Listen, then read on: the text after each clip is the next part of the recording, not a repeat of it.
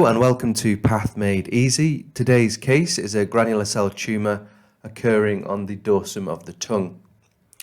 So just to orientate you, we have the stratified squamous epithelium along the surface, and obviously the connective tissue is underneath that, and finally we have the musculature of the tongue visible at the deep aspect of the biopsy.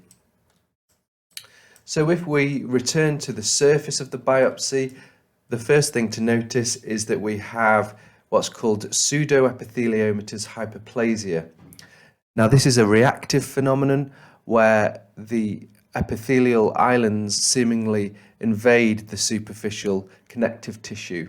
However, they are not actually doing that. They will all join up to the surface, and this is not to be mistaken for an early invasive squamous cell carcinoma. As I said, this is a reactive proliferation of the epithelium, and it's often reactive to things like candidal infection in the epithelium, or in this case, because there's something going on in the connective tissue. When you look at pseudoepitheliomatous hyperplasia, although you might be concerned that there are apparent islands in the connective tissue, what you'll find is that they're cytologically bland, so it doesn't have the same atypia that you would expect to see in a squamous cell carcinoma. So that's a reassuring feature if you're not sure. Obviously, in this case as well, we have granular cells, which should give you a clue to the diagnosis.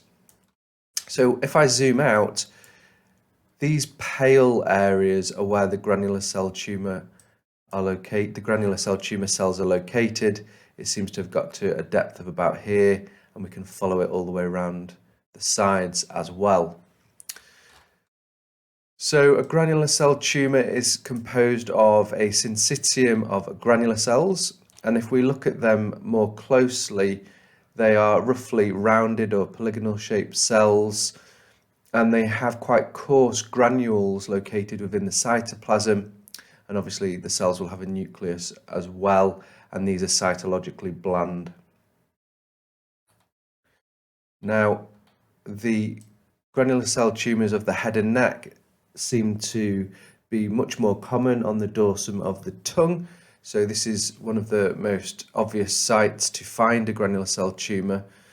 And if you need to do immunohistochemistry for these types of lesions, the granular cells will be positive for S100, CD68, and the granules within the cytoplasm are also positive for PAS-D. The granular cell tumours that I see often have quite infiltrative borders, and they'll permeate between the muscle fibres as we're seeing here, but this is a benign tumour and they are easily cured with a local excision. So thank you very much for watching. This was a granular cell tumour on the dorsum of the tongue.